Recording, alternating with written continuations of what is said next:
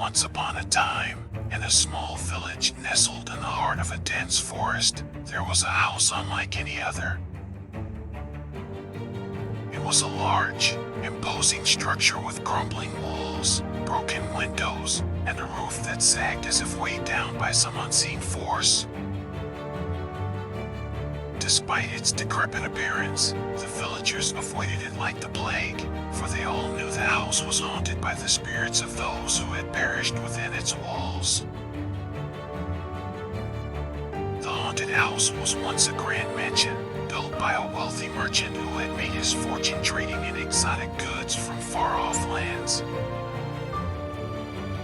He was a cruel man who treated his servants and employees with disdain, and his enemies with even greater cruelty.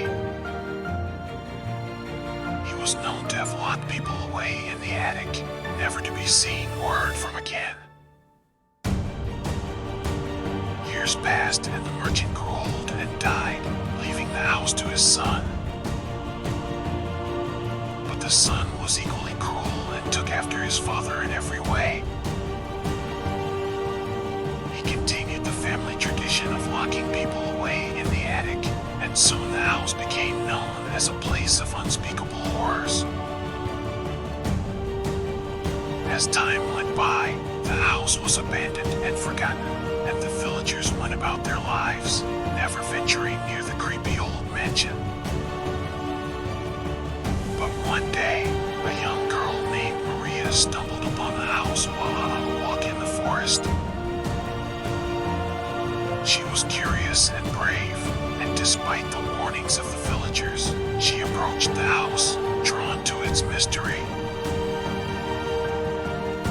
As she approached the house, she felt a chill run down her spine. The air was thick with the scent of decay, and the windows were black and empty, as if the spirits within were looking out at her. But Maria was determined to explore the haunted house, and she pushed open the door, which creaked loudly on its hinges. As she entered, she was greeted by a world of darkness and shadows. Cobwebs hung from the ceilings, and a thick layer of dust covered the floor. But it was the portrait that caught her eye. It was a painting of the merchant, his eyes cold and piercing, as if he was watching her every move. Maria's curiosity soon turned to fear as she heard footsteps echoing in the distance.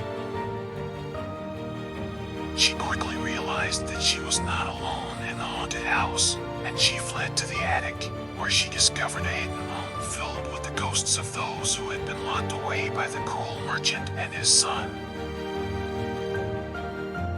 The spirits were angry and vengeful, and they began to torment Maria, showing her visions of their brutal deaths and the cruel treatment they had suffered at the hands of the merchant and his son. But Maria was brave, and she refused to be intimidated by the ghosts.